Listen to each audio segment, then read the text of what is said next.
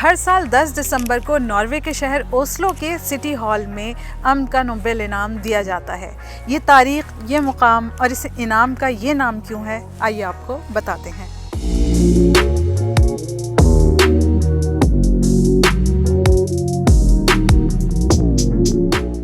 Nobel इनाम Sweden के मारूफ सरमायाकार Alfred Nobel के नाम से मंसूब है। नोबेल अगरचे स्वीडिश थे, लेकिन अपने मरने से कबल उन्होंने वसीयत की थी कि अमन के नोबेल इनाम का फैसला नॉर्वे करे।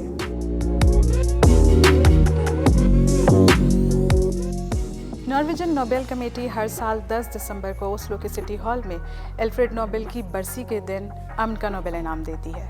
इस इनाम में एक बड़ी इनामी रकम और यादगारी तमगा शामिल होता है।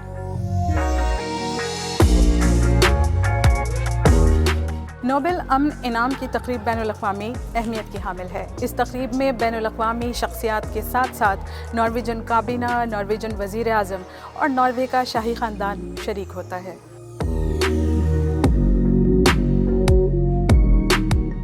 ओस्लो सिटी हॉल दूसरी जंग अज़ीम में तामीर हुआ।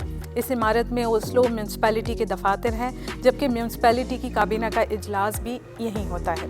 इस इमारत में मैरिज रजिस्ट्रार है, इसलिए ओस्लो वालों की शादियां भी इस इमारत में होती हैं। ये इमारत अवामी है, इसलिए सारा साल अवाम के लिए खुली रहती है। ओस्लो सिटी हॉल का क्लॉक टावर हर घंटा मॉडर्न और क्लासिकल धुनें बजाने के लिए मशहूर है। इस इमारत की दीवारों पे नॉर्वेजियन आर्टिस्ट्स के क्लासिकल फनपारे मुज़य्यन हैं। ये इमारत एक स्टोरी बुक की तरह है जो नॉर्वेजियन माशरे की कहानी सुनाती है।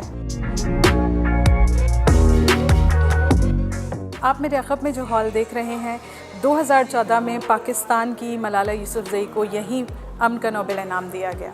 बाराक ओबामा, यासिर अरफ़ात और नेल्सन मंडेला जैसे आलमी रहनुमाओं को इसी हॉल ने अमन का नोबेल इनाम लेते देखा है।